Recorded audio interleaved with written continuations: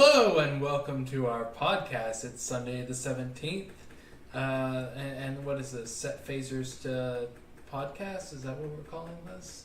Oh, yeah, that might be our new name. It's February 17th, 2019. This is our gaming news. We've got plenty of articles to talk about today. But first off, what have y'all been doing that was non-gaming related this week? I got a haircut. Oh, you did? Yes. Yeah. Is that... It's dramatic. Is it I like noticeable? It is. You've lost some hair. A little bit. Yeah, just a little Just bit. Little bit off the top. Yep. Is that what you told him? Just a few inches? Yeah, I asked him enough that it wouldn't be too noticeable. Yeah. And I think they got it about right. Yes. Within an inch or two. Within an inch or two. Or 4 or 6.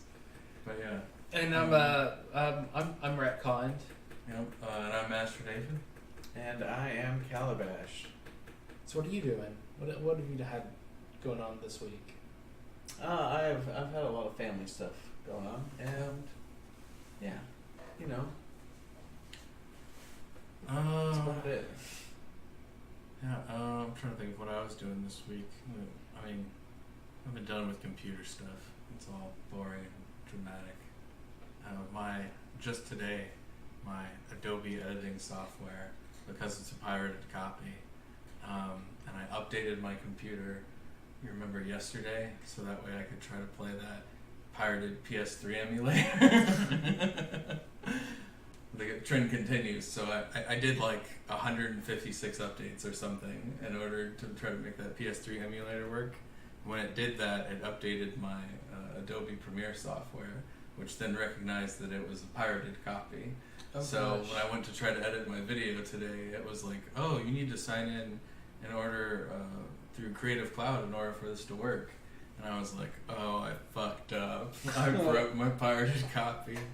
So I had to do some finagling and reload the, I don't know what you call it. It's a library file. You basically throw it back in there in order to make it forget about its registry errors. Then I had to go create a host file, which we'll talk about later, in order to block Adobe from trying to update the program. So I could go back to my pirated version of Adobe Premiere. It doesn't cost hundreds or thousands of dollars. Thanks, Adobe. I love your software. Your prices are just super unreasonable. But yeah, I fixed that, so my Adobe's back up and running. It's always Premiere. It's never anything else. Like, my Photoshop never goes out. And They know what you're using. Yeah, but it just kills me because it's like, that's the one program. Like, everything else, my Photoshop is like, nah, it's fine. I can do updates with it. I can throw extra files in it, like, whatever. With the fucking Adobe Premiere, like, the moment it senses the internet, it's like, Listen here. I sense a disturbance in the force. I don't think this is a valid registry number. How could you? I'm like, yeah, we're gonna have to replace that library file again. But I got that working out, so You done goofed. yeah, videos will be back up to normal. Now, granted, I don't think I could get anywhere near where you got doing any of that. I mean, it helps with the instructions in the cracked copy, letting you know, like, hey, if you run into these problems, this is what you do. Shout out to whoever made that cracked copy. Thanks, pirate. You're making my life easier, and I appreciate you. But yeah. Tales and woes of technical problems with Adobe Premiere. Well, if you've got nothing else to add, we can go on to the first article about Apex Legends. Apex Legends recently reached 25 million players. That's a really big number. Yep. They did it in 1 week. It's amazing. I mean, when With you the do Fortnite something killer, right, right? Yeah, Fortnite killer. I mean, you could tout that. I don't think it's real, but you could say that. I mean, I feel like it's a it's a slight variation in game type Mm-hmm. that it's appealing to a niche audience that already exists. It's just cutting into something to where, say someone played PUBG and Overwatch, now they have Apex, which is kind of a hybridization of the two. It definitely takes that PUBG persona into a slightly different genre, because now it's a little bit more futuristic. Now it's a little bit more sci-fi. We're sort of skirting back to the Halo franchise with drop ships, holographic force fields, shield generators. In fact, now that I think about it, there's a lot of stuff that's like very Halo-like, but I'm not going to harp on it for it not being creative, because it is creative, and they've got a lot of unique things that are in there. It's a pretty impressive game. I just wish I could play it. Unfortunately, because of my jank-ass old AMD processor, it's no longer compatible, so I've just been left in the dark. I got 25 seconds after my download before I find out if I can play it or not. I'm sure you'll be fine. My specific one is the Phenom quad-core 955 3.2 quad 3.2 gigahertz processor, and I have two computers that both have the same socket set and the same processor, and they just both are like, yeah, I mean, thanks for taking the time to recover your origin password and installing the game, and I know it was like 25 gigabytes, but you know, when you go to click to do that online match, it just black screens and crashes. No explanation, no error code, but lo and behold, if you go online, there's a 130-page thread of everyone complaining that has the exact same problem. So it's nice to know that there's, I don't know, a good 1,300 people out there that still have the type of processor that I have. A good old AM3 Plus processor, touting away 15 fucking years later. But they made a patch once upon a time for like Mass Effect. I just don't think they'll keep it up. I don't think they're going to do it for this free-to-play game. More time has passed and there's like less of an importance on it.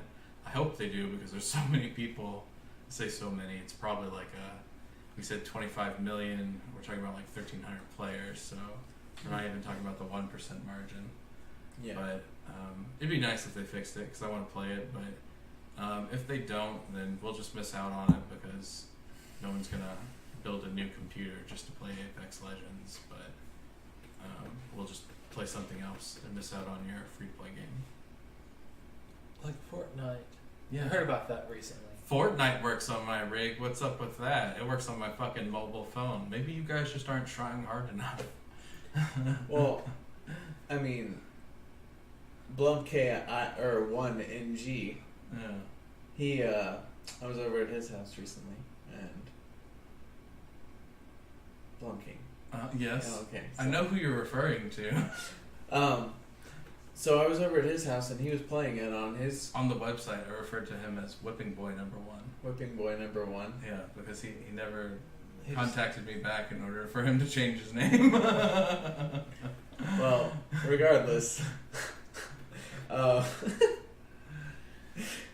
Whipping Boy #1. It's a much more elegant name. Is it though? Yes, Is it? it is. It's It's AdSense friendly. let's see, Beyond the Thunderdome. That's It's his. giving him too much Whipping Boy credit. #1 until Yeah. he says otherwise. It's giving him too much credit. Whipping Alright, Boy well, He #1. needs to come back. Anyways, Come get Whipping Boy #1. We miss you. I was watching him play, and now it could have been lag Hmm. on his rig, and he has a pretty decent rig. I would say he's definitely got, like, on a scale of like 1 to 10, he's got like a solid 7. Yeah. Like, it's nothing you'll like write home about, but by no means should you like point to it and go like, oh, well, he just needs more stuff. Yeah. It's like, no, like that's something that you could easily tailor your gameplay around, and you know, say that that's a above average gaming rig.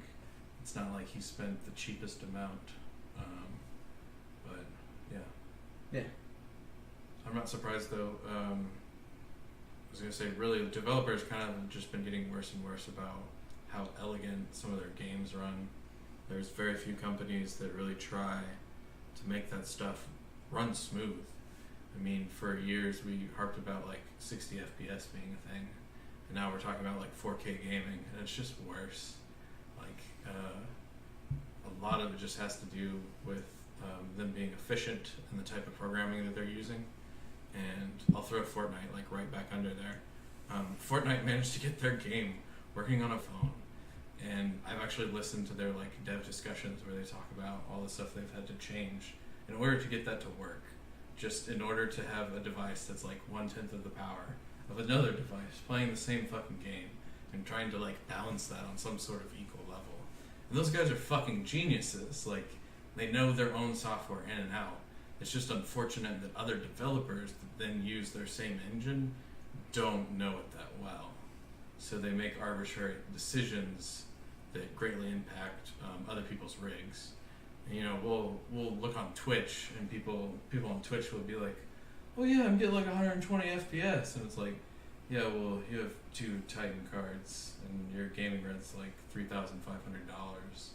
Like, if you're not getting 120 frames per second, I'd be like crying in a corner because look at all the fucking money you spent, and it still doesn't seem worth it." Like, there's definitely an entry point, and then like way past like normal expectations. And I haven't been able to play it, so I can't speak on like how well it runs on a normal rig.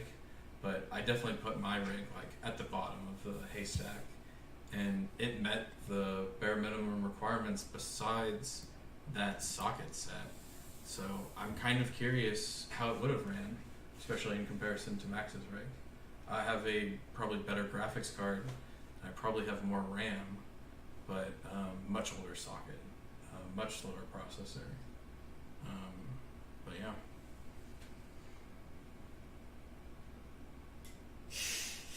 Stunned silence.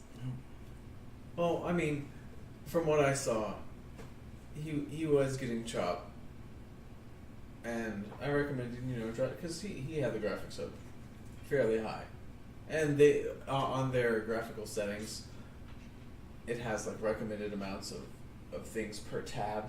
So you basically, like, say you're putting on very high, it specifies what you'll need minimum to run this. Yep. So, you know, and He probably could have that's an tweaked in-game yeah. feature. He probably could have tweaked things and changed it up a little bit so he wasn't getting so much screen tearing or, you know, frame, you know, jiggering or whatever you want to call it.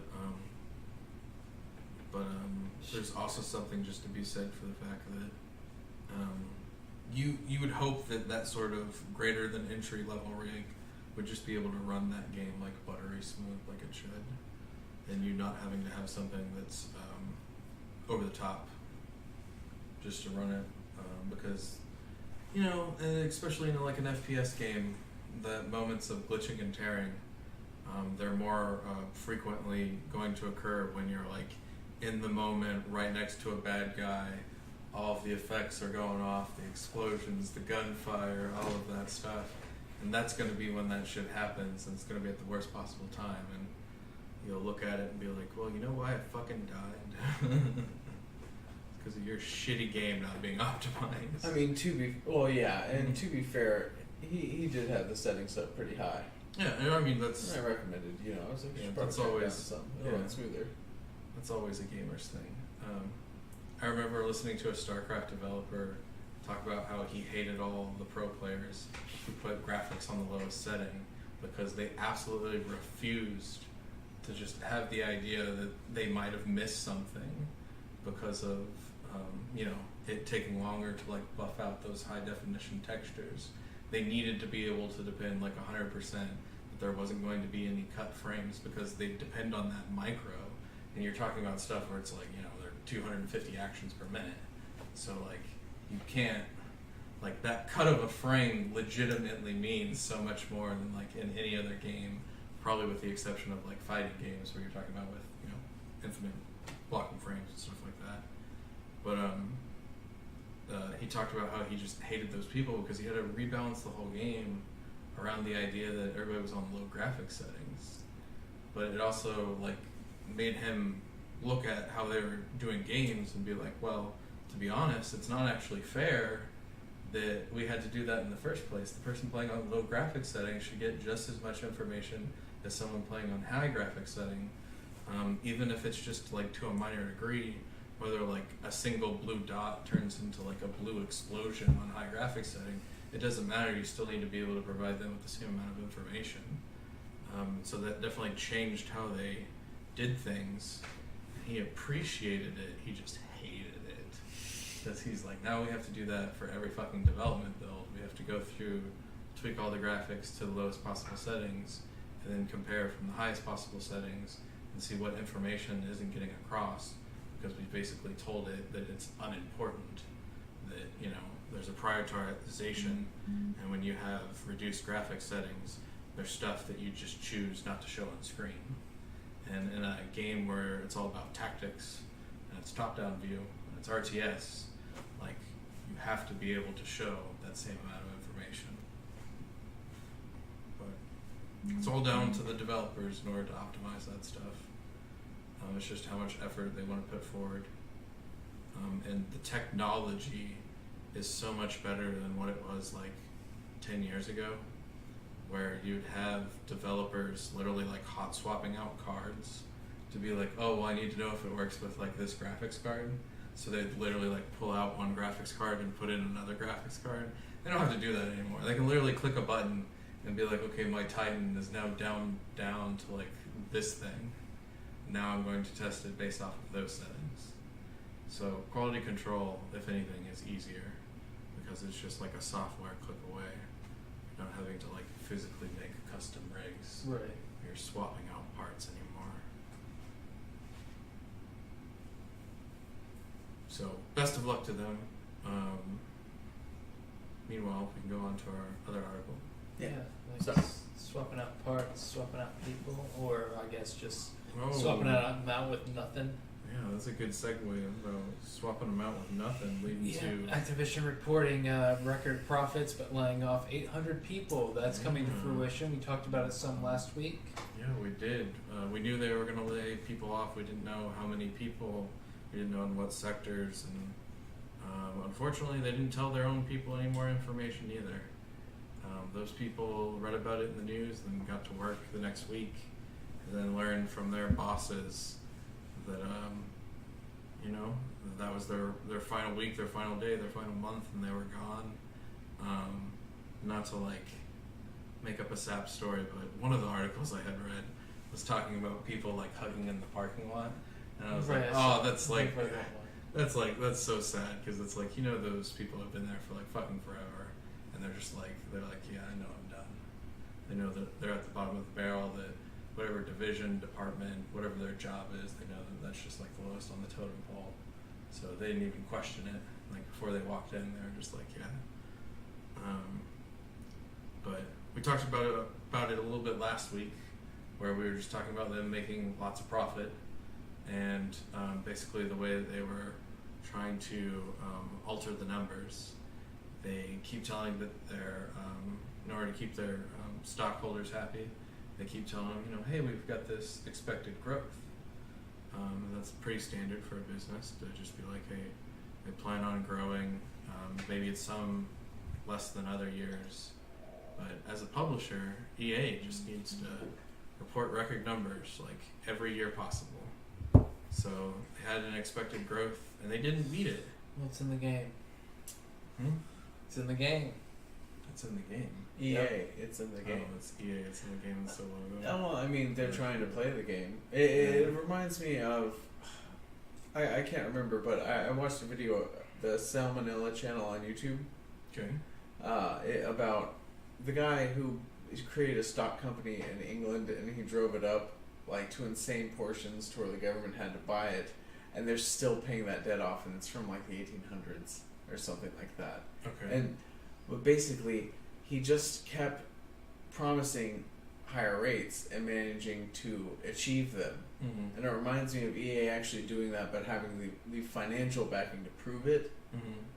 They're chasing a never-ending line. Right. Yeah. Like there's definitely a portion where it's just like you can't just keep growing like that. The bubble will pop. Yeah, it's hollowing out a tower. Yeah. You know, it's eventually it's going to collapse on itself. Exactly. Maybe that's what happened back with Nintendo, like the collapse in like 1980s. But it's one of those things where they're successful as a company, and they report like great quarterly earnings and yearly earnings and record-breaking earnings for their previous video games and franchises. But the growth that they quote unquote expected wasn't as big as what they had hoped for. So, say the company wants 10% growth. It's like, oh, we only grew 8%. Well, the investors are unhappy. You promised me 10% growth. Like, what are you going to do to achieve that? Well, unfortunately, the way that they achieve that is they start cutting out what they deem as like excess employees. They start trying to fudge the numbers and say, well, these people are no longer employed by us, and we're spending less money on those types of resources. So there's more money coming in as revenue and less money going in as R&D. So therefore, in the end, even though we didn't grow as much, maybe we didn't spend as much, maybe we still have more assets, or maybe we have excess cash that we didn't plan for.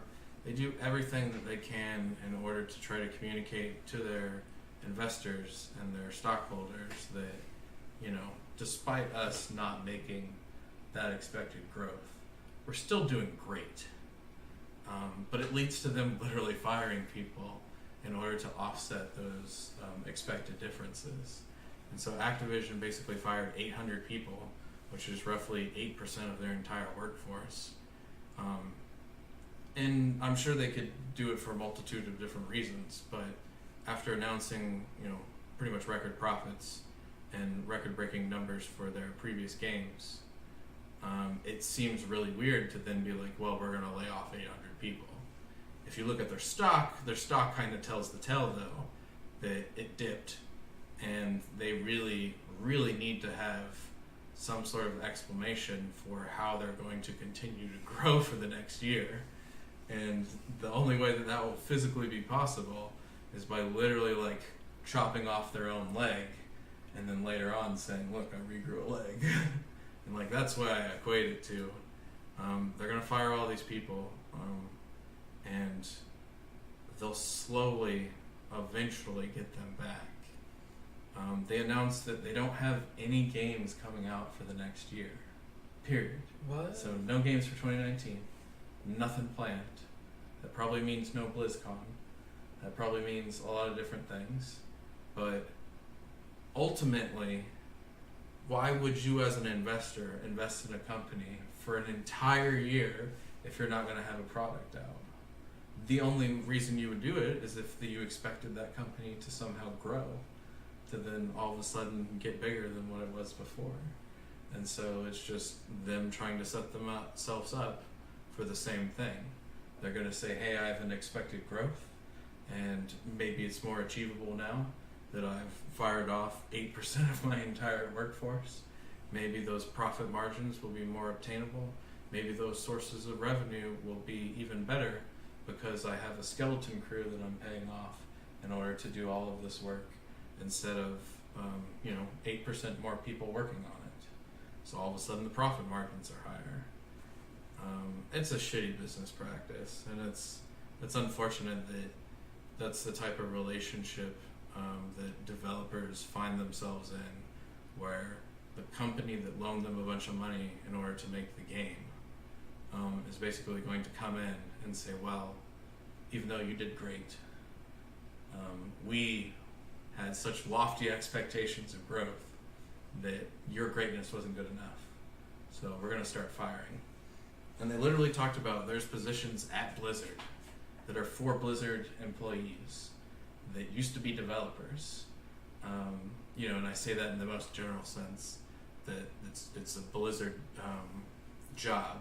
Maybe they're not like an actual developer, maybe they're a QA, maybe they do other job-related stuff, but it's for Blizzard, it's not for Activision. And Activision has now fired that Blizzard person and said, well, that's an Activision job now. And it's like, well, why? Well, because Activision needs to be able to cut resources. They need to be able to not have to go through the same process all over again. If that is an Activision job, then there's no hissy fit all of a sudden if Activision gets rid of that position again. Plus, it just gives them another point in which they can meddle in the developer stuff, making sure that their interests are met because they've now placed key individuals in those positions. I don't know if I talked about it before, but Blizzard actually had an employee sharing program for revenue, and it was something like real minimum, like 3% of the revenue of a game that they worked on for Blizzard was going to be divided up by all the people that were working as developers on the game. And they had came up with that on their like employee board, profit sharing program. Everybody's excited about it. They had it there for decades. Activision comes in and says, hey, we need to start cutting all this excess money. And the first thing they look at is, oh, you have an employee revenue sharing program where you're giving people profit that normally the publisher would get, and it's a whole 3% of the revenue. We're going to need you to get rid of that. Head of the board was like, no, fuck no. Like, get out. Like, yeah, and he ends up going to, what, Pathfinder, right? Yep, he ends up going to Pathfinder. Yeah, you had mentioned this, I think, what, on the, was it first or second episode? Yeah. But he ends up going to, or not Pathfinder, Path of Exile. Or Path of Exile, yeah. But not yeah, Pathfinder. you know, he finds a new home, but they basically have to pay off the other members of that board in order to oust him as the head of the board, so that way they can then vote to remove that 3% as an option. And it's just like the fucking gymnastics, not only like mentally, but in the business that you have to go through in order to achieve that is just insane. And it's based off of a 3% profit sharing program where you're giving back to the developers. And Activision sees that, and that's the first thing that they snipe, that they're just like, no, that is not okay. That 3%, that's going to our fucking executives. That's what it's about. And I was going to say, in our notes, we basically looked at what those executives at Activision were making. And they get huge amounts of incentives. The total incentives for the CEO and the CFOs are $82 million in a year. How many employees could that bankroll? It's unfathomable, the amount of paid incentives, and you can look at it a multitude of different ways. You can be like, well, it's just stock. And it's like, but that's the same kind of revenue that you basically took away from Blizzard that they were sharing with their employees. Like, give them stock instead. And it's like, no, they're unwilling to have that profit sharing program. They want it all left up to their executives. And those executives already get cool $1 million salaries, like as a minimum. Everything on top of that is just, you know, gravy train from there. The one head guy, the CEO, a single man, Robert Kotick, makes $2 million as a salary and then sprinkles on $20 million in stock. Oh. And it's just like, oh, no big deal, just $20 million, right? He also gets $5 million for meeting his expected projections for the year. And then he gets $3 million in addition for incentive compensation because reasons. He's a salesman? Well, I mean, it's essentially contractual obligations. But right, and that's a hell of a contract. Hell Oof, yeah. I wish I was in that room. I bet he has... I would have landed myself a woody time and time over. Like, unfathomable, that kind of contract that you would write for someone. It's an obscene amount of money. Like, but to put that all in perspective, they fired 800 people. If those 800 people made 100K salary, and it cost about 1.5 times that amount in order to fire those people, right? And it was going to cost 800K every year to keep employing them. That means that it would cost $1.2 million to fire them, but they save money every year by not having them employed. You could have just reduced the incentives of that $82 million in stock by $800,000 and had the same effect financially on the company as firing 800 people. No. See, the CEO's position is more important than the see what Maybe- he's doing for the company is just Maybe the way more CEO, important. but not the 5 CFOs, right? Whoa, that no, make no, all no, together no, another you can't, $60 no. million in incentives. What they're doing is really important. Oh, we need to those cut out two, all- yeah. Maybe just- maybe someone a little lower on the train. yeah, basically management, maybe community managers, quality assurance. They should be cut out. We don't need them. Yeah, the people that literally make the games are the ones getting fired. The people that do fucking nothing except fail to meet their own projected goals for the year will continue to reap those incentives. What do you want to bet that guy still gets cashed out for meeting expected growth expectations, even though he failed to meet them? What do you want to bet that they're just like, I bet well, he gets a reduced amount. yeah, they're like, 60%. Like, you didn't get the full 2% there, Robert. What is his name? Yeah, Robert. So we'll just, 60%. And it's like, fuck you. Like, you could take that extra 40% that you're not going to give him and then employ those other fucking 800 employees you decided to fire. That's just garbage. Well, it's poorly run businesses. Well, it's great for the business, it's just bad for the employees. Well, yeah, but that's what the employees really are, or that's what the business really is. It's employees. I mean, you can definitely see where the two different types of business practices and ideas butt heads, where Blizzard once upon a time really cared about their people that were working there so much that they gave them a profit sharing program. But, God knows how long ago they did that merger between them and Activision. Things crossed hairs, jobs got swapped, numbers got crunched, and now we're back to, well, you know what? Your games that sell 10 to 15 million copies, it's just not enough. We just need more. So we're going to fire 800 people. I just think it's unfucking believable, and I'm just like, fuck you, Activision. Like, it's just hot garbage. It's a mess. Yeah, I mean, Activision is not so hot. They never have been. The merger was a sad thing to see happen, but as we've said before, Overwatch, that's essentially what Blizzard is now. It's just Overwatch. Yeah, I wonder what their And figures are Hearthstone. like. Yeah, I wonder what their figures are like for their games.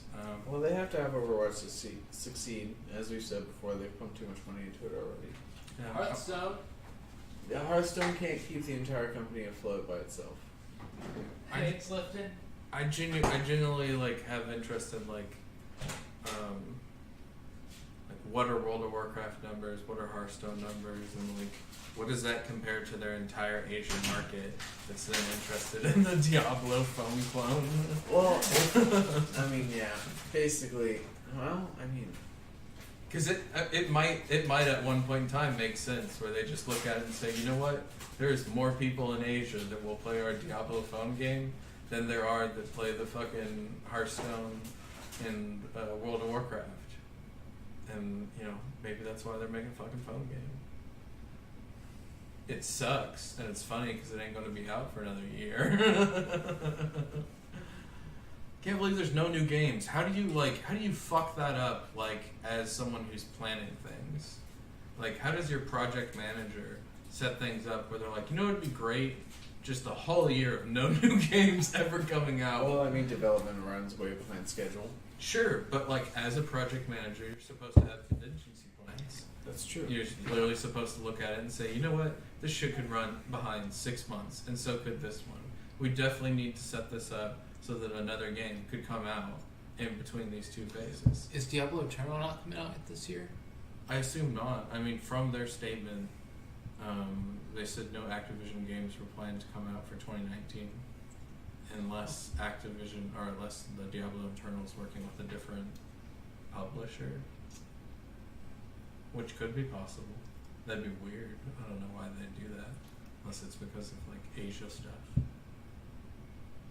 Reasons. Asia. Great Firewall of China. Yeah, well, I mean, they wanted that market. They did, and they're going to get it, one way or the other. Well, yeah, and I think it's more of the other because they're not gonna. They're gonna have to make a lot of concessions. I'm not even gonna lie, like I don't understand any of the gaming that's in Asia. They're fucking all into like pachinko parlors and stuff like that, and I'm just like, it is 2019. Like, I mean, Sony is still more interested in making pachinko parlor fucking like Resident Evil stuff than they are like in anything else. Like, they'll remake an old game, but like pachinko parlors, Resident Evil, that's where they think that shit is at. And they have to be making money because otherwise they wouldn't be doing it. I don't understand that. And like the mobile game, like they have slightly better phones. And they have like Nintendo DS like knockoff stuff that's super nice, emulates pretty close to a computer. But it's like, I still don't want to play a mobile game. Like, go home, play on your PC. Like, it's the old way, Brian. Or SJ. Do they just have like such a fucking like active lifestyle? Is that what it is? Where they're just like, well, I'm always out with friends. I think it's more so that a PC may be more of a luxury, and a phone's more easily accessible. I mean, you can pay like $20 and get a phone, like you said before, that can operate the internet and stuff. And thus, Blizzard's ultimate question: don't you own phones? Don't you own phones? Don't you have phones? You own phones? Don't you? If you'd be so kind to scroll Don't down. you? All right. Something really excited that we talked about last week. Yeah, we talked about fucking Anthem Microtransactions. I can just go on a tirade here. So, a user on Reddit had leaked out an image that was basically talking about how the original intentions on the beta build for Anthem was to have microtransactions priced at $20 per skin. I think it was like $8 for an emote, $5 for a material, and $3 for a symbol. Anyways, that's like super expensive. That's like really bad. It's super egregious. That's like worse than fucking Heroes of the Storm, which had like $15 rainbow unicorn skins that were just like, you're gonna pay it because we know you're a fanboy, and people did. But everybody got all butthurt about it and was like, yo, that's hot garbage. Anthem's a $60 game. Why am I gonna pay $20 for a fucking skin? The whole point is to make everybody For look... shitty skin. Yeah, that too is like, they're not appealing. We come from where Warframe's free to play, by the way, and like their fucking alternative, Warframes look amazing. You get to customize all the colors. They look awesome.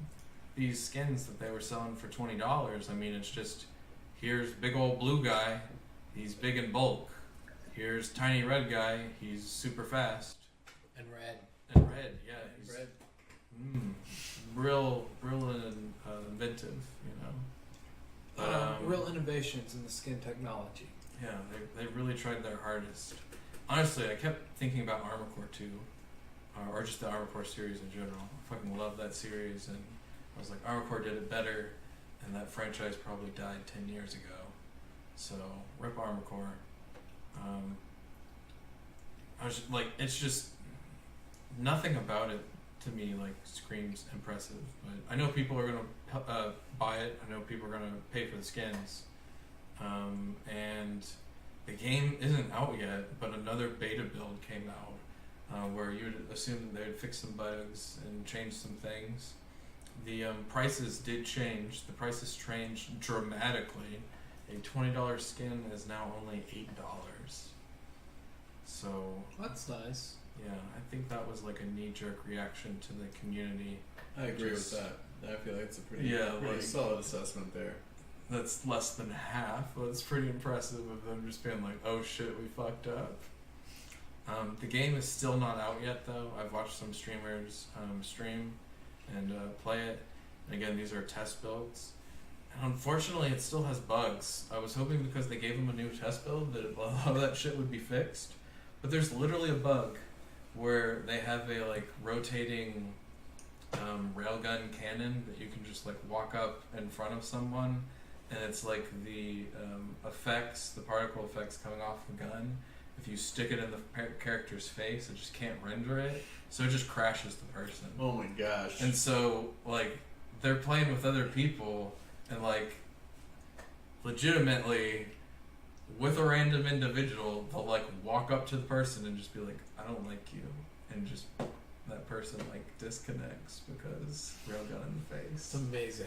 I mean, it's awful. But Yeah, it's one of those things, it's like, how did you let this through quality control? Seriously, though. Like, that's ridiculous. Like, something on that gun is set to, like, the maximum particle effect that's just not okay. I don't know what's going on there. But they reported about it in the previous build, so they assumed it would be fixed in this one. It's not. There's a bunch of other bugs. Just the party system in general is just fucking broken. It reminds me of games where it's like, you just created a game and never ever thought about how to play with friends. And it is super clear that, like, way after the fact, you were like, oh, friends. This how is do what you people want. Yeah, In how a multiplayer. yeah, how do you communicate with other individuals?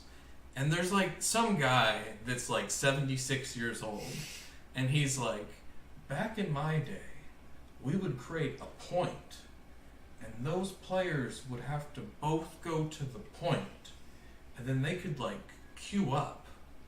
And then if enough people queued up, they could create a party. And then if all of those people in that party had the same quest, then you could all depart and travel to the physical location and go do that quest together. And I'm like, that is the worst thing I've ever seen. Like, there's no... Vanilla World of Warcraft. Yeah, like, there's no way for you to just be like, okay, well, the mission's over here, my friends are over there, let's just, like, instantly start and do this fucking quest. And what's worse is it goofs up and gets confused. So, like, the party leader will not be on the same portion of the quest. So the party leader will queue for a quest. The other 4 people will get left behind. It'll then say, well, those 4 people need a 5th person. So a 5th person automatically randomly joins the 4 people. Those 4 people then start on a completely different mission, right? Because they all have the same quest. That 5th person, who's the party leader, then goes into the game, and then it's like, oh, where's your party? Oh, an error occurred. Backs out, black screen, back to where you started, and then he's like, hey guys, I'm back to where I started. On his screen, it still shows he's in a party with all those members, and they're like, oh, we're like in-game in a mission with some random guy. And it's just like, what the fuck? Like, how did you design such an incompetent, broken system where it disregards the fact that the party leader is trying to join, and it's just like, well, you're not on the same quest, so fuck it. We'll just fill it in with a rando. And this is this done with EA too? I don't know who the publisher is with Anthem. You can look it up if you want. I'm going to, because I'm pretty curious about that. Yeah. I mean, you can use the computer in front of you. That's effort, Brian. This is I mean, that's also a computer in front of you. Use a cell phone.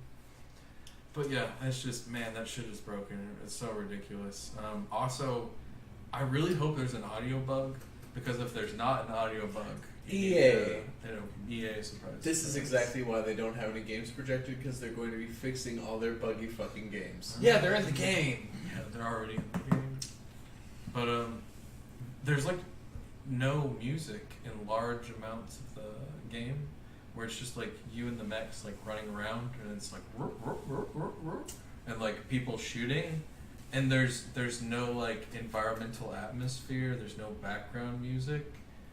And the streamer I would watch would then open up the fucking file for the game and then start playing the music in the background, because he's like, I don't know why it's so quiet. Like, this is in the game file.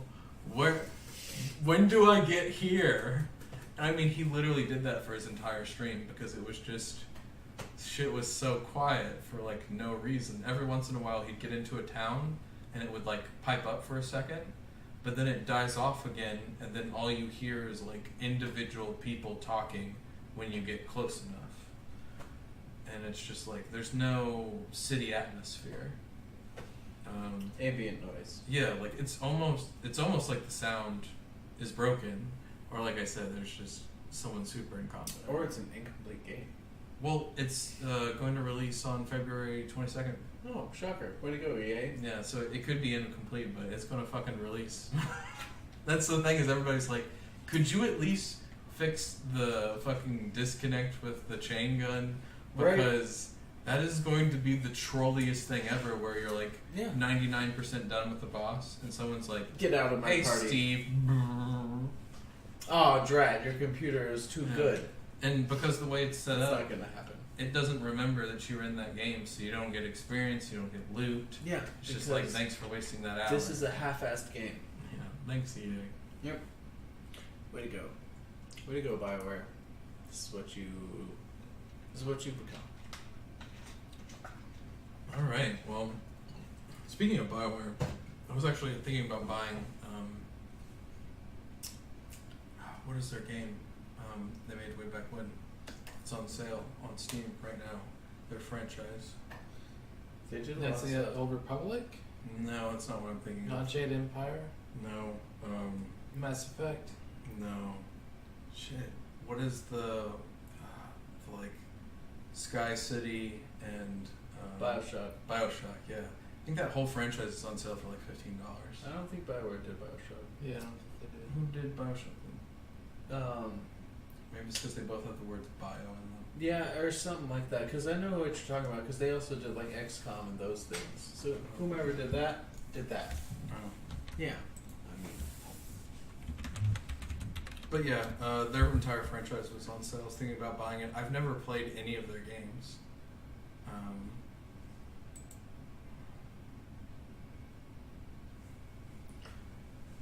2K games. Oh, it's 2K games, okay. For their publisher? Is that also the developer? Yeah. 2K games? 2K Boston, 2K Australia. Oh, okay. I guess it's 2K on sale on Steam. But we can jump to our next article. This is actually an older article. Oh wait, what time do you have? What time do I have? Yeah. I don't know what you're asking me. It's time for a new segment. Oh, what a surprise. Today, we're gonna have a snack attack! I have no idea what he's doing. I don't either. I mean, I feel like he's trying to really emulate something. Okay. I just need an excuse to grab some Oreos. Oh, okay. Yeah. I was so confused. These are delicious Oreos. So They're peanut butter and chocolate, and we are eating them, and they are delicious. And continue. Okay. Our next article is a slightly old article where it's talking about Redhsell. Redhsell is basically a software where they're paying game companies in order to add it on top of their game. It's going to take all of your personal information and the information of you basically playing the game and allow them to sell it to advertisers for money. Well, I'm sure there's some just shit tier games that are doing this, like Fortnite, right? There is a massive fucking list that was on Reddit.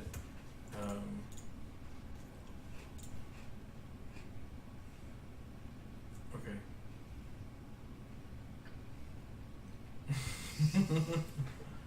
There was a massive list on Reddit that would list all the games. You can go look them up if you're just trying to figure out whether or not your games have Redhsell. But Calabash, do you want to discuss how you fix it? Well, Pastor David, I was hoping you would help me because I am an unprepared nincompoop. Oh, okay. I could just walk you through it. Ill-prepared. There we go. Yeah. See, I can't even speak properly. So basically the way this software works is it's going to create an internet connection and it's going to pump all your information back to their server. So you can go in and change your host file. A host file is basically set up to block outcoming and incoming internet connections. So back in the old days, this is the way companies would prevent people from accessing websites. Didn't want people to access Reddit or Facebook. They would just go and create a global policy where everybody has the same host file, and you'd go to type in facebook.com and it'd say sorry, cannot connect, can't find server, can't authenticate, whatever. You can do the same thing on your own personal computer at home, basically you can go into your it's your C drive, program files, Windows, System32, drivers, etc., which is literally etc. And you'll find something that's literally just called host. It's a file, meaning that it doesn't have a file type. It's just, back in the old days, it'd be called like .file, but there's no file extension for it. If you want to change it, and you're on the glorious Windows 10, which most people will be on. Yes, I am, unfortunately. You'll go down, click on the Windows icon on the bottom left. You'll type in Notepad. Then you'll right-click on Notepad and click Run as Administrator. And you're going to do this because Windows 10 is hot garbage. And even though you're under your administrator, probably, Windows 10 still needs additional permission to verify that you're going to open a hidden file inside fucking Notepad. This is how in-depth security is in Windows 10. It's crazy. So you'll do that, and then you can do file open and find that file.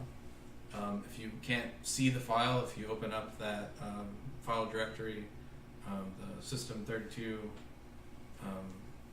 drivers, etc., and you don't see anything, it's because you have hidden files hidden. You can right-click and basically go to Properties and Show Hidden Files. But once you open that file, you just basically need to add the whatever server you're trying to block. So way back, I don't even know, 2 years ago or something, I was just determined, and I was like, I'm not going to do Facebook anymore, and I don't want Facebook like downloading my information. So there was like a list of like, I don't even know, like 150 things that I had to add. That was just like all of Facebook's like known servers and like all of their aliases. And so I added all of that to my host file list. And so the way I know that would work is if I try to go to facebook.com or use one of their services like, I don't even know what their services are because I don't use them. But whatever they own, Instagram or whatever, it would immediately pop up like you can't connect. So nothing on my computer is capable of reporting information back to Facebook. Facebook can't get any of the information off my computer. That's the exact same thing you're trying to do here with Redhsell. You can look it up. Reddit's a great source of information where it'll just list off the 3 or 4 websites that you're basically trying to block. The primary one, I think, is redhsell.io. Basically, when that software that's on that game tries to connect, your computer's just going to be like, no, get the fuck out. Like, you can't have that connection. It's specifically blocked through the firewall. And because that software is just tacked on, it's not going to like stop that game from operating. It's still just going to keep doing its normal stuff. It just never sends that tiny little packet of information back to the home hub for them to then sell. Yeah, it's a non-essential function. Yeah. So it's a super easy way to bypass it and get rid of it. Couldn't you delete System32 to fix this problem? Yeah, go ahead and try that on your own computer. Let me know how that works out. Actually, I hear industrial magnets are fantastic for that sort of thing. Yes, if you're looking for a way to break someone's computer, you can either A, delete System32, and Windows will just be like, what the fuck, and not know what to do. Or you could take an industrial magnet and just like, you know, I say that with people's like modern day stuff, like, I don't even think an industrial magnet matters when you have like a solid state drive because really, yeah, magnets used to be bad for like a shitload number of reasons, but honestly, I'd be pretty surprised at someone having a big enough magnet that could do some serious damage to a computer because it would just be like comically large, like it'd be like the size of your chest, and you're just like walking by a computer, like. Hey, I don't think that guy should be doing that. That's a magnet. That's really big.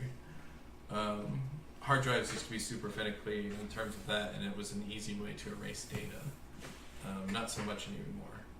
I'm sure it still fucks with it, and I'm sure it's still problematic. But like I said, unless it's a comical industrial magnet. You know. Imagine like some corporate espionage type person in a wheelchair with magnetic wheels. Yeah, like the whole fucking wheelchair is just like the back of it is just like one magnet, and he just like, you know, shuffles like side to side to like wipe out fucking computers. Yes. I'm trying to help you out, alright? Like I'm giving you all Big ideas. assassin. No, future. I mean, You know, you thought the umbrella tactic was genius. I've got the next best thing, right? A wheelchair with a giant magnet on it, so that way you can erase DoD grade level security information from their fucking magnetic tape drives. Willie the wheelchair Their computer tape drives. assassin. Yeah, Willie the wheelchair. Wheels in the leg man. Yep. And all you hear is the Thanks, him American squeaking the wheels, squeaking the wheels. Wow. We can move on to the next thing, Nintendo Direct. Yeah, there's a bunch of stuff that happened in Nintendo Direct. Do you want to talk about Yeah, it? so much to be. Oh man, do I want to talk about it? Yeah, I don't own a Switch, but lots of games are going to come out. Lots of stuff got announced. Yep. So we got Super Mario Brothers Builder. What is that actually? Was the name Super Mario Maker? 2 coming out in June. That was announced. That was pretty fucking awesome. Yep. Then we got what was the other game? Link's Awakening, the remake, 3D, completely redone, coming out later this year. I guess fall. Yep. And those were the two big ones that I was really paying attention to. I'm not really sure what else was announced and came out. I was hoping they would announce Final Fantasy Crystal Chronicles and give a concrete release date for it, but they didn't do that, and I didn't see anything for Animal Crossing. Did you say concrete? Concrete? Okay. Concrete. I thought you said Haven't you heard of concrete? Yeah. Concrete. It's used for Because of Crowning the Crete. Because of Chronicles. Yes. Thought it was a terrible attempt at a pun. My apologies. I mean, I would not be surprised by a retcon. I was wondering if he was trying to slide one in there while no one was paying attention. No, I was not trying to do Some that. sort of malicious punter. I wasn't But trying yeah. to do that at all. 7 and 9 have a release date, but no definite release date for Final Fantasy Crystal Chronicles. Oh, well, 9 came out when the Direct happened. Oh, okay. Yeah. That So- along with Tetris 99, which I think you actually got to play some of. Oh my god. New addiction. Tetris 99 is absolutely amazing for anybody who has played any sort of multiplayer Tetris before. It's essentially you versus 99 other players. About 99% of the time, you're just facing up against 2 other players, so it's not terribly bad because everybody's just sending blocks back and forth to 1 or 2 other players. And as they complete their blocks, it sends it to you and builds up your bottom. It gets grayed out, and you're just trying to complete as many rows as possible at once and send them to the opponents in order to fuck them up and make them fill out their stack. It's got simple features where like you can hold a block, but then it's got like complex features where like you can do T-spins. If you know what that is, it's basically where you drop the 3-bracket T and it goes all the way down, and basically right before it touches at the very last second, you spin it and change it so it fits uniquely in a position that it never could theoretically just straight land into. So it's got some pretty advanced features, and there's like professional Tetris champions that are on Twitch streaming it with like 75% You win rates. really got into this. Yeah, and it's pretty unbelievable. I've never been a speed Tetris person, and like there's doing Tetris where it's just like, oh, I'm like enjoying it, I'm filling up the blocks, and like I'll get a high score. But if you're like speed Tetris, you're just trying to do it as fast as possible, period. And so the people that are like professional level speed Tetris people just play on like an unprecedented level where like I've dropped the block and they've already filled up 2 lines. Yeah, I was watching some of the people playing while you were playing, and they were just insane. And it's because while I look at it, I'm like, well, I'm particular. I want this to be flat. I want it to be over here. They look at it and go, that block can fit there. And they just insta-drop it. And that's what they do every time. Until they eventually reach a point where it's like, okay, I've built this huge tower. and I can't just keep stacking blocks here, so I'll move over my cursor one. And so that's how they play, is they just keep drop, oh, move over, drop, move over. And then eventually, at the very end, they're like, I'll spin a block and like fit it into place. And they create a, stack of like, 4 or 5 lines where they've just left out this column on the side. And then they get that perfect straight block. And then they send all those lines at once. And it just instantly KOs their opponent because the opponent doesn't have 5 or 6 lines on their top. And I'm just like, Jesus. Strategery. Oh yeah, and you can tell when they know they're facing someone good because they'll try to hold out and do 6 to 8 lines at once. But it's super risky because other people are still sending you lines.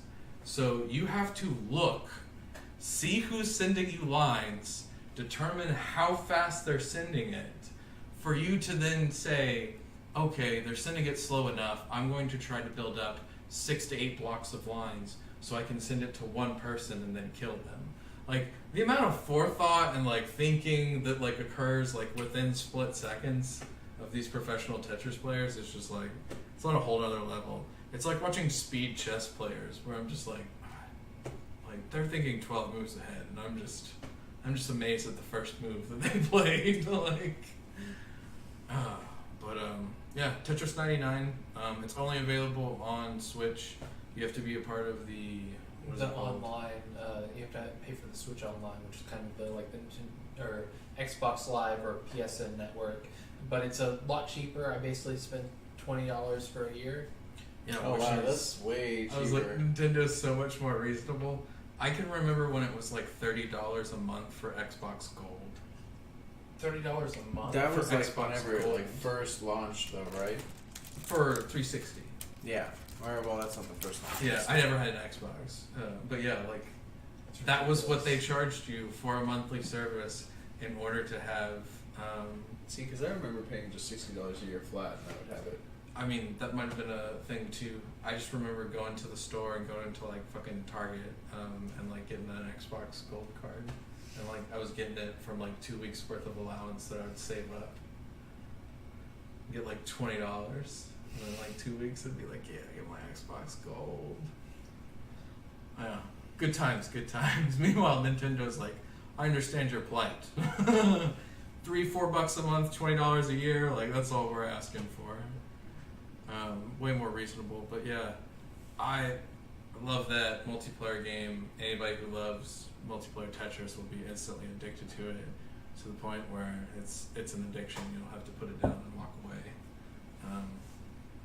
Yeah, that game is good. But harping back to some of the other titles that originally got released under Nintendo Direct, they talked about Fire Emblem is going to be released in July. I've never been a fan of Fire Emblem, but it's been going on for 30 fucking years. So they must be doing something right. Yeah, I know it's an RPG game, and it's sort of like Final Fantasy, in which there's different eras that take place, but there's common themes and elements that go across all the universes. It's just not necessarily one tailored after another. At least that's my understanding of it. I mean, I think it's all connected. I think it's all one long story, like Final Fantasy games, where they're all different stories. And I only say that because the only Fire Emblem game I play is the mobile game, which is Fire Emblem Heroes, and all the characters. Is it just confusing then? It's super confusing. I have no idea what the fuck is going on with the Fire Emblem universe. So, see, the stuff I had heard was there's common weapons and magical powers that just occur in all of the universes, and it's sort of similar to Zelda, in which Zelda's trying to do the Triforce. They're trying to do their 5 different elemental things. Oh, I think it just continues on with the generations, because it's oh hey, this character is this character, this is it JoJo? This chick is this character's daughter. Yeah, Marth that's pretty cool. I dig the generational thing. Either Marth has a daughter or son or something. I don't know. Yeah, I dig the generational thing. That's a cool thing if that's what they do. I'm not 100% sure. It could be different storylines, but it appears to be all connected on Final Fantasy. Long story short, we don't know shit about Fire Emblem. Yeah. Maybe I'll buy the game when it comes out. Now that I have a Switch. Announced something about Animal Crossing. I assume a new one's going to come out. Yeah, I mean, no concrete release date. Yeah, they said fall 2019. At least we got what's her name and the mayor's assistant Isabel in Smash. Oh yeah, that's true. She made her way to Smash. Good for her. I mean, that's something. Waluigi didn't. For real, what's up with that, man? I actually looked this up because I was kind of curious how popular Animal Crossing was. Animal Crossing is more popular than Counter-Strike. It has sold more copies than Counter-Strike. That actually hurts my childhood. Like, it legitimately, I'm like, I don't understand. So there's more people that played Animal Crossing than played Counter-Strike. Like, that is my go-to thing when someone goes to game, and I'll say, I'll say, like, I used to game on a laptop and played Counter-Strike. Because, like, that's my go-to thing of, like, if you have any idea about trackpad sensitivities, and you played fucking Counter-Strike on it, like, yeah. But I can't fathom that Animal Crossing's that popular. Well, see, I've never played Counter-Strike. Different strokes for different folks. Yeah. I definitely won't play the new Counter-Strike, but I'm going to be buying the new Animal Crossing game. Yeah, I don't have a Global Offensive, but it's just something I know about. I know about the Counter-Strike franchise. It also outsold Black Ops 4 from Call of Duty, which I think is absolutely fucking funny. Yeah, it's pretty hilarious. It seems like such an adorable franchise to then, like, pin up against, like, Call of Duty. Like, hey, over here we got, like, animals and taking care of people, and over here we got Black Ops and military and guns and explosions and rocket launchers. So you're either going to love thy neighbor or shoot thy neighbor. And yeah, and there's no in between. I guess people want to love thy neighbor. Yeah. I mean, They've chosen love over violence. that's a good sign. A new Pokemon game's gonna come out because, of course. I didn't Why see not? anything but the new Pokemon game. What was the announcement of that? Yeah, I'm pretty curious. You'll have to look at the article. I literally, like, I don't care about Pokemon. Like, I just don't care. Like, I played the classical. My childhood. I played the classical Red Blue, and I was there when, like, Yellow came out, and then everything else I just. I know the 151, and then everything else. That was a point in time where I just didn't care. It didn't matter. So when there's new Pokemon news, I'm just like, The only thing I ever had interested in for the split amount of time was that Pokemon Go. And man, that was a very, very tiny amount of time. Where was everybody like... in the foot. I mean, whenever it first came out, it was still good, though. Yeah. Then they just changed everything. They were But, like, oh, this isn't going to make as much money as we thought. Perhaps that's just a port. I don't know. Either way, Pokemon's the third most popular video game franchise. That's crazy to think about. They just keep making Behind the what? same... Mario and... Yes. I don't remember what the second one was. Okay. We can look it up later if you want, though. Is it Zelda? I hope it's Zelda. I don't think Zelda's number 2. Yeah, I kind of doubt it. Yeah. I think Zelda's definitely top 10, though. Yeah, because I was like, Call of Duty was above Zelda, and I was like, that also hurts me. Dragon's Quest 11, the port, is going to come out. Dragon's Quest originally debuted back in 1986. So is it like a remaster and a port, or is it just a port? As far as I know, it's just a port. I assume there's upscaled graphics, but that doesn't mean that they're going back and actually doing anything. Yeah. To rebuff it. I was gonna say I'm not because I don't own a Switch. I don't really know. Certain franchises like Final Fantasies will go back and do HD remakes where they definitely go back and put in HD graphics where they redo the textures and stuff. I don't know if this will be a case where they're putting in HD graphics, and does it even matter when you're talking about like a 16-bit RPG game? That's the other thing. Yeah. But yeah. Wait, 11 originally debuted in 1986? No, the original first okay. one debuted in 1986. This will be Dragon's Quest 11, and it's going to get ported in the fall. Donkey Kong Tropical Freeze, which got Game of the Year in 2014. Yeah, will it's also been out be for a ported. while. Yeah, I love that they got Game of the Year in 2014. I had never heard of it until Yeah. you mentioned it. But that's That's been like- out for a couple of years now. Well, but yeah, Yes. Well, no, it's on Switch now. Like, I can go buy it if I wanted. Oh, well, it was listed in the article. And then Mario Kart 8. I mean, He's gonna like go bring you the case of I Mario am Kart. about to. No. I don't own the case. No, I have it on the thing. But no, I actually own that game. It's not. Whatever article you got is bunk. Literally, like, it's Kotaku. It talks about releases February 2019. You can click on the article if you'd like.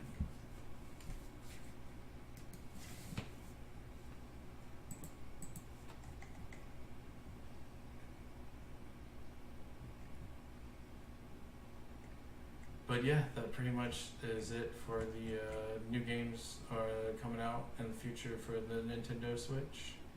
Sounds like Kotaku got a few details wrong. Maybe I misread the article. Oh. hello, capture frame. Oh, Goodbye, capture no. frame. Center it. You fool. How did I center it? What? Move the red box in the center. Well, like, just Wow. center it. There's no right click. Can you option. lock it? Can you go down to video source? No, go down to video source. Click Here? the lock. Yeah, go to the right. Oh. Boom. Oh, Alright. okay. Yeah, I can follow basic instructions. Finger guns that way. Oh, are you typing anywhere?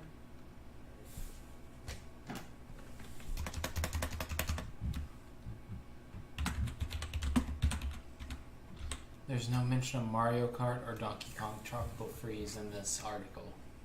Okay. You fool. Nigger. I must have just been reading your comments. Everything else is right though. Astral Chain, what the fuck is that? I have no idea what There's Astral so many Chain Nintendo is. games that I've never even imagined exist. They have a big, larger portfolio than I ever realized. They've got a lot of games. And a lot of them are exclusives. But, yep. Next one's not an article, but we can talk about the internet is all the rage over the latest Aladdin trailer. So I thought that they already had images of Will Smith up before this trailer came out. So I'm surprised to see this backlash now. Well, they had images of him in human form. They didn't have him as genie form. So They had him as a poster as a human, and that was Right, it. it was blue, and genie form doesn't even look exactly the same. No. It's just him but blue. The original stuff that got leaked was just the poster shot, and it wasn't him blue. It was just him in normal human form. It was like him wearing normal stuff. The trailer that they released, which is like a teaser, clearly shows him in genie form, and he's all CGI'd up as the genie. see, I didn't even bother to watch it. Yeah, I saw that still. I think it's and I like was like, 55 seconds okay. or something. Yeah. I'm good on this. But it's just one of those things that it's like there's a creative choice to be taken there, and I was actually watching another news program that premiered on Twitch, and they were talking about it's very simple. When you're doing CGI, there's a level of uncanny valley effect that you're just like, that's unacceptable. Whatever the fuck you did, I just don't appreciate. Like, there's a level that's not human. And you want to get it close to, but like there's just a level of like unacceptableness. And the uncanny valley effect on him as the CGI genie is fucking huge, because it just looks like they've photoshopped it on like the lower half of the body. And to be fair, that's pretty much what you do in CGI, is you're essentially green screening stuff out and photoshopping something else on.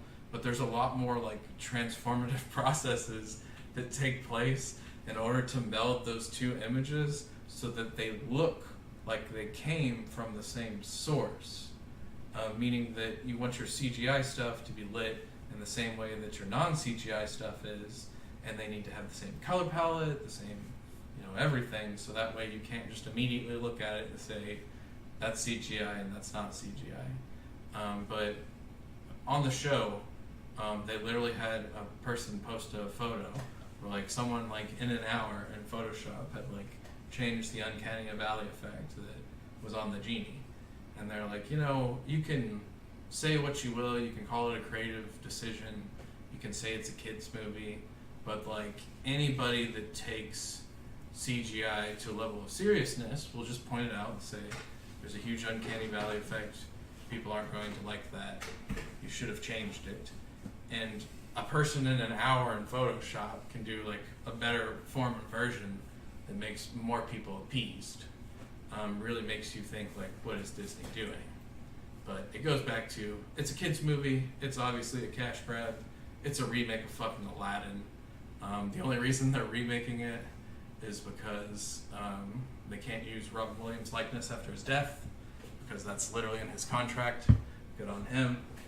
And we're gonna get the musical version of the genie played by Will Smith, and it's gonna be very Will Smith-like and not the genie that we've all imagined or learned to love, which was Robin Williams from our childhood. Yep. Yeah, it'd be interesting to see if it's any good at all or not. Yeah. I was watching some interesting stuff about just Will Smith. His latest movies, I just question. He stopped acting for a long period, so when he comes back to acting, it's understandable if you're not as great, because you weren't doing it for like 10 years, But he's got movies like After Earth that are just absolutely fucking awful. And I'm just like, man, like, what are you doing? I just don't understand. I never even bothered to see it. It's a perfect example in which they're casted wrong. He does the movie because in real life he runs into M. Night Shyamalan, and M. Night Shyamalan's like, yeah, I'd love to do a movie with you and your kid. And Will Smith is like, fuck yeah, like, get my kid on the screen. Like, yeah, we'll do like a father and son movie.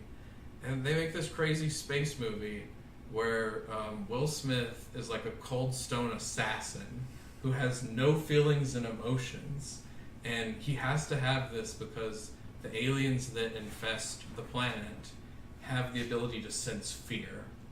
So like, you just have to be a stone cold killer or it'll sense your fear and it's going to murder you. And he crash lands on a planet where like everything's trying to kill him, and he's with his son, and him and his son are the only survivors. But Will Smith is fucking disabled. He can't get up, he can't move, and his son has to provide for him. And it's supposed to be an entire movie about his son learning that, one, he's not his father, he's not a stone cold killer, and two, like, people have different strengths and aspects, and you gotta learn to utilize them. Your dad can take down like a 500-pound alien with a swoop of a fucking blade. You can't. What his son can do, I'm not sure, because in that movie it shows time and time again him failing to the point where, spoilers, in the movie he literally is at the brink of freezing to death, and they have to Deus Ex Machina, meaning they have to take an outside resource that no one knows about, which is a giant bird, and come and save him.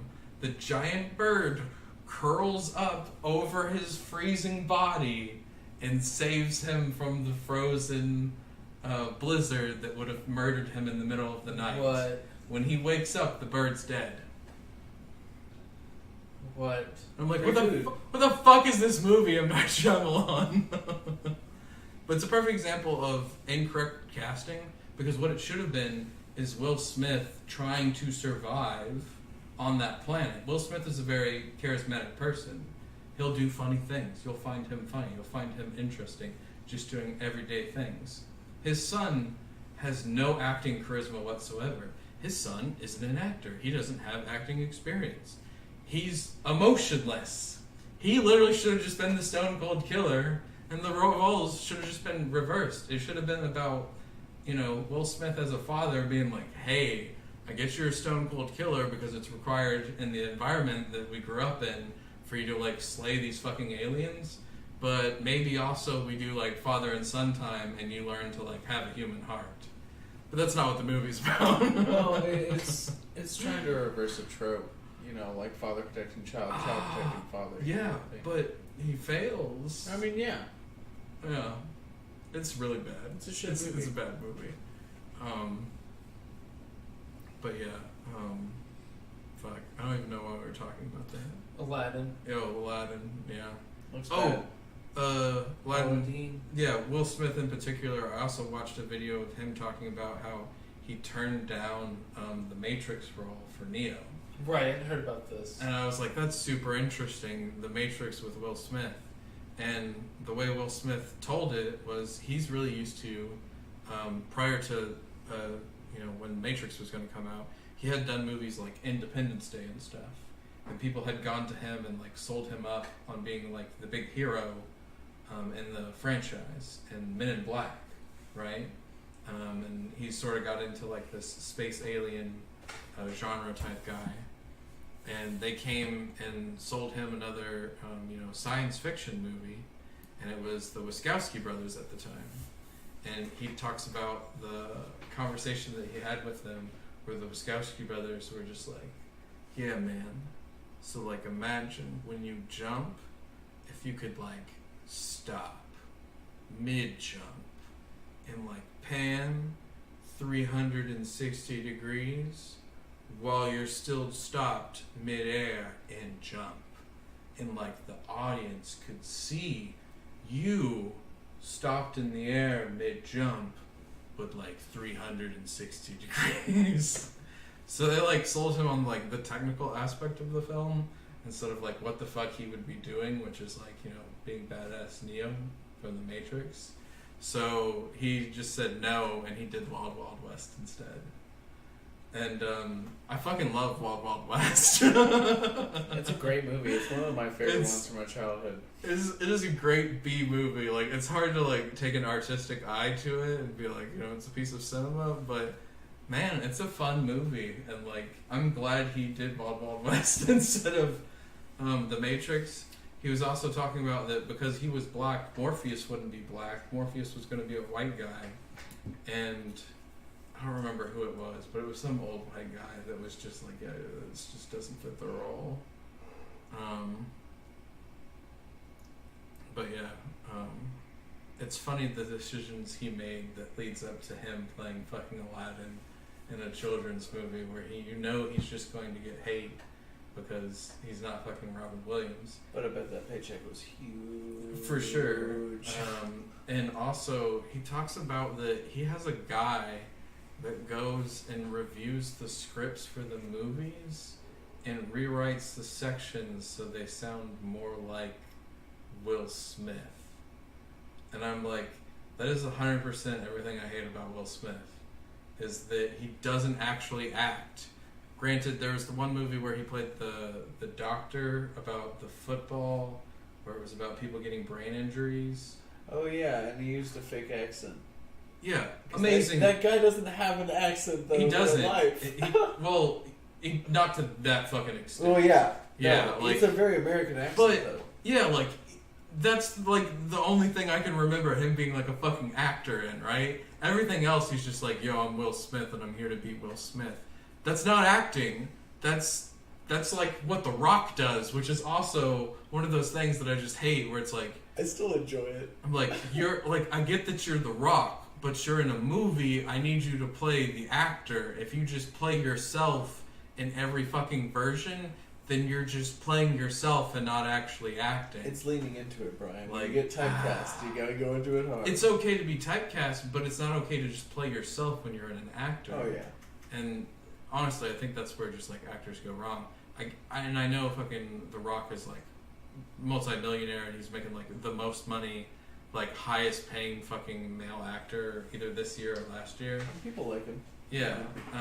And he had good movies like I think it was CI Central Intelligence, where there's a good comedy bit with him and It's pretty funny. shit, what is that actor that he was with? Kevin Hart. Yeah. They're pretty good friends. Yeah, and I was like, that was a great movie. That was unique, in which he was literally playing a persona of a completely different character. But when he just plays The Rock and does the eyebrow and says, the same generic shit, I'm like, well, that's why I don't like your movies. It'll be the same thing with Will Smith. He's going to say some shit about Bel Air. So, one, everybody can be confused about the time period. And two, so everybody that's fucking a fan of his previous works can be like, remember Bel Air? And everybody be tickled to death with their fucking nostalgia. It's a great show, though. Yeah, it's just unfortunate that that has nothing to do with the Aladdin franchise. That's one of the things that I actually gripe about in modern cinema, is just them always referencing something. Like, oh, sorry, you won't get this movie because it's full of references of other movies. So if you haven't seen the other 120 movies we have, you won't get anything in this film. And I'm like, why would I be interested in that? It's like watching Avengers but not seeing any of the previous movies. You're just like, who the fuck are these characters? Why do I care about them? Yeah, and then the snap happens and you're just like, okay. I have no investment. Why would I care about these characters? Cutting out the chaff. Yep, gotta trim the fat. Marvel's accrued some fat. But moving on to our next bit. Do you want to do some eBay listings? Oh, I've got some eBay listings for you today. Oh, okay. You do have a cat. I think that's probably superior than anything that I'm going to show you today. But what I have for you is the Nintendo Power Glove. It's so bad. Yep. I am aware of the Nintendo Power Glove. So you got it here in the box. There used to be some pro gamer that was like into fighting games that would show up with the Nintendo Power Glove all the time. I don't remember who he was, but like Trihex or something. Look at that sweet connection there with the controller that you wear on your arm. Yeah. Buttons. Yep. There's AC adapter, plug in. I assume it's AC adapter. It's a USB power cord. It's not USB, that's something much different. Yeah. There's the back of it. That's Looks pretty rough. yeah, Well used. much lower quality there. Look at all those buttons. You got your A, B, start, select, your directional keys, and then you have yet another other button here, and then you have all these buttons here on the top. I have no idea what that would let you do. They're programmable function keys, man. You gotta dial into the matrix. Power in, Power Glove. I mean, that's literally the fad. It's so bad. In the like 80s and 90s, where all the futuristic people just had little displays on their fucking arms. They're like, this is the future, right? No, we have cell phones. Yeah. Why would we attach them to our arms? That's super inconvenient. Yep. In case be a free device. In case you don't know how to use a wrist strap, And you there have comes some with wrist strap instructions. Small, large. There it is in the box. And there's your box. Yeah, it's a shitty box, alright. It's had the crap taken out. Yeah, there's a lot of damage to that box. Experience Ultra video game action adventure with the Power Glove. Revolutionary video game interface. Yeah. By Mattel. Thanks, Mattel. I actually have a modern day gaming glove. Costs like $100. Yeah, your glove's actually pretty badass. It is so bad. Fit guide on the back of the box. You're able to use the actual touch places on the fingers in order to act like buttons, though. It's not just some sort of abstract button interface that you put on your arm. It's literally tactile buttons on the gloves. So for ages 5 to adult, and there's a fit guide on the back, so that might fit me. You know That's not the scale. that's not how that works. Yeah. No, that's how that works. That's- See, that's the hand, and it's the fit there. I gotta place the palm of my hand there. Right. But the It picture- doesn't fit. Okay. Well, we'll know not to buy this one for you. Alright, so the listing says Nintendo Power Glove, size large, with baggy, sensors, instructions box. Condition is used, tested and working on an old TV that I use for testing NES light guns and other IR-based tech. Stored for decades in a smoke-free collection. Boxes sent better days. As you can tell, but it's protected the glove and other contents for over 30 years. It still fits me. 6.0 mil, very well fed, if you know what I'm saying. I'll resist any wizard references and just say this is one of the coolest damn things growing up in the late 80s. I remember everyone wanted it. Well, here's your chance to finally score a nice one. So, nice power glove with box. It's like 39 years too late. $250. Yeah. I was thinking about like 250, honestly. Maybe 230. Oh, But you're gonna go with 230? No, I'm honestly, I feel like it's probably around 250. All right, we're both in agreement at 250. Yeah, because Do we both win? Pretty shit. I guess there's no competition then. How much is it? $129.99.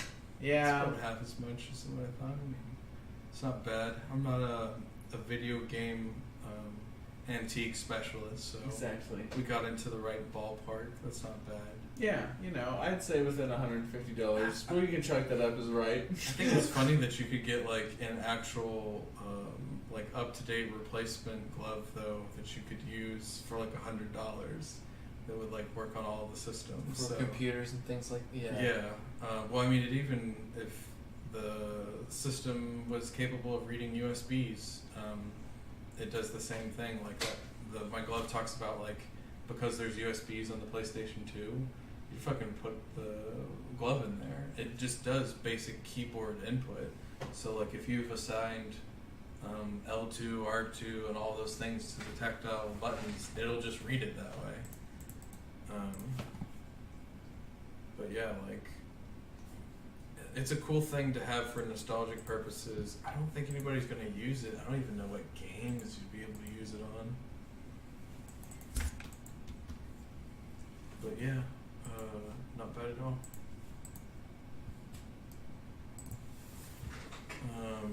I guess this is my part. So I found some retro device that I wanted to. Oh, I'm using the wrong mouse. Yeah, I keep doing that. Show you guys real quick. Evening, folks, and welcome to this demonstration. No sound, so you don't claim this video.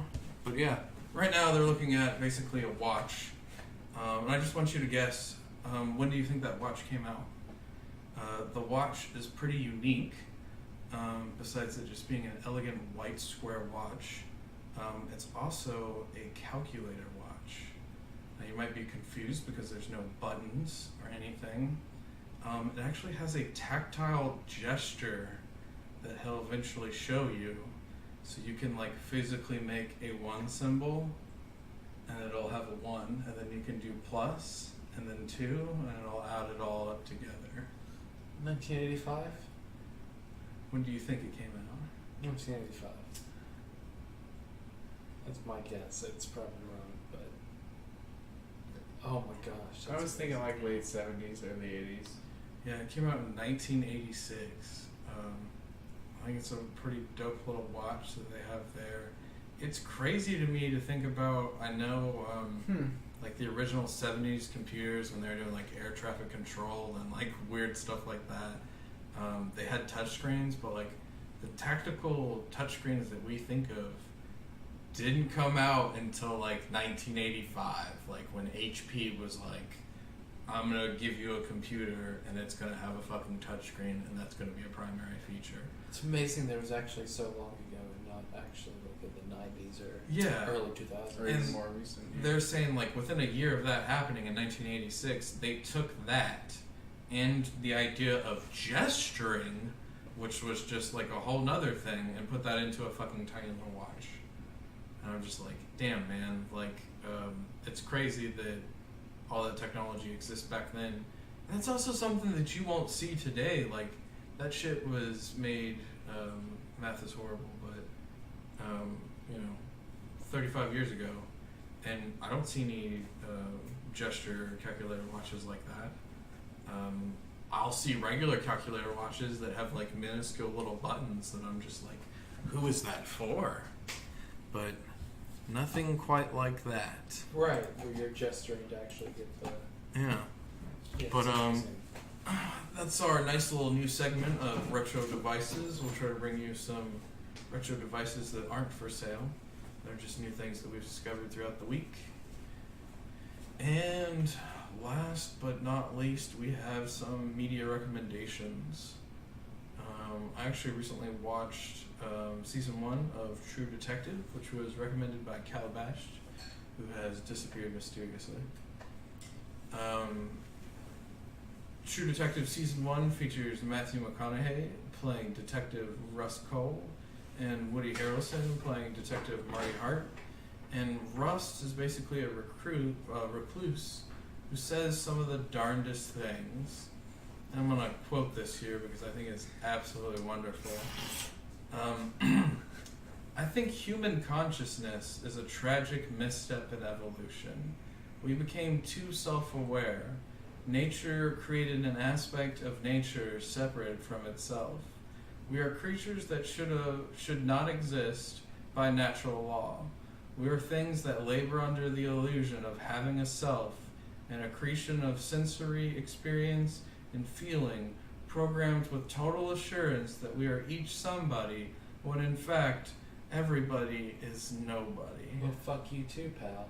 Like, oh, I edgy. love his character. It is like edgy, and it's just like he fucking hates everyone, and yet he's doing like the damnedest job. Like, Yeah, it's a fantastic show. It really, really is. I love it. yeah. So season 1 was great.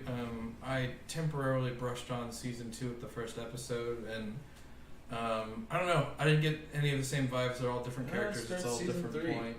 Yeah. So I was gonna say I might just skip past that.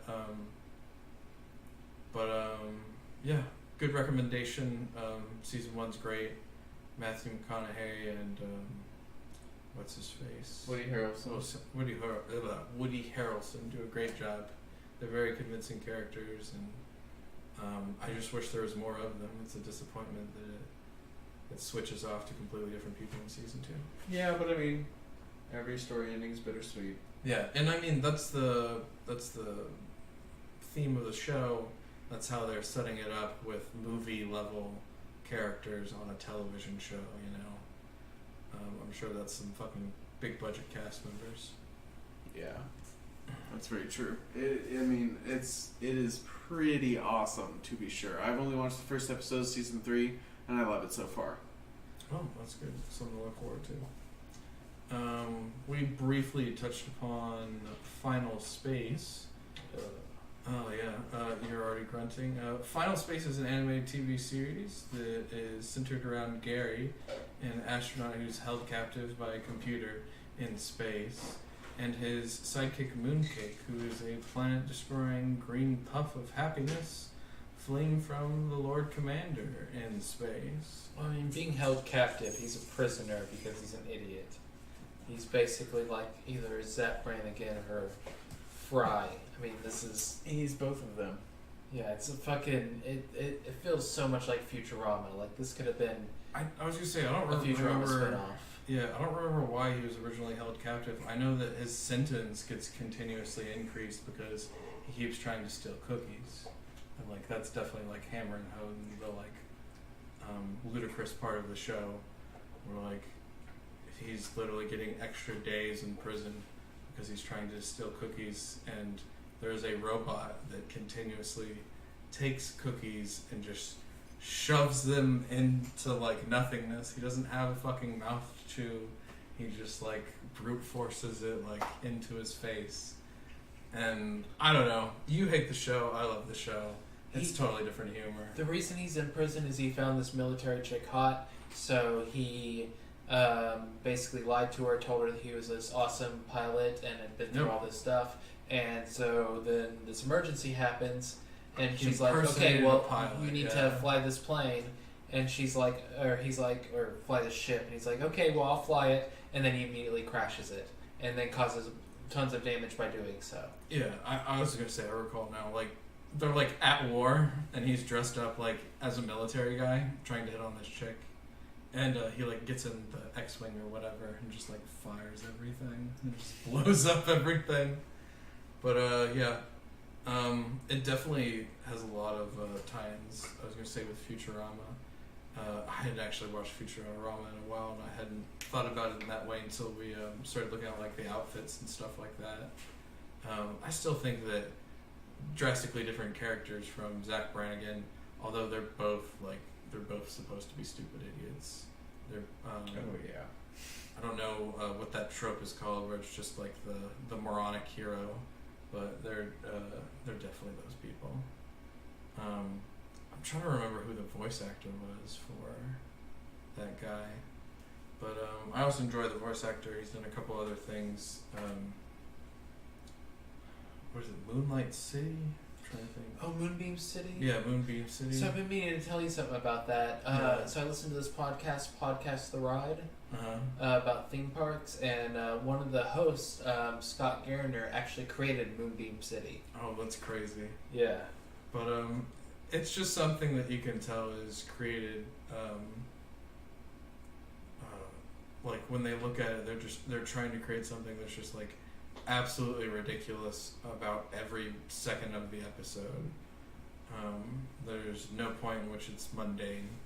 So you're either on one side of the story where you're laughing and leveling every minute, or you're on the other side where you're thoroughly annoyed by his stupid antics. But Calabash, do you have any media recommendations for the week? Insofar as to watch? Watch, read, whatever that's not video game related. If you enjoy historical fiction, you should read The Last Kingdom. It's a it's a Netflix show, and it's also a book series by Bernard Cornwell. It's very entertaining. It's about the rise of Alfred the Great and the unification of England. All right. Well, there's your media recommendations for the week, and I think that's going to be it for us. That's been our gaming news podcast. Play RimWorld. Oh yeah, Oh, we're yeah. all thoroughly addicted to RimWorld. Yeah, I bought it on Friday, and it's currently Sunday, and I put 22 hours into it, 24 hours, something like that. Yep. Yeah, that game is pretty intense, and the mechanics are pretty entertaining. Yeah, right now we're all on our individual solo playthroughs, but hopefully we'll manage to do some multiplayer mods in the future and bring all that together on a video. Yeah, maybe we can make a group of cannibalistic organ harvesters. I have so many ideas. Like it'll be so much fun, and I can't wait. But yeah, thank you all for watching. Yep, thanks for having us. Talk to you next time. Have a wonderful week. No, you.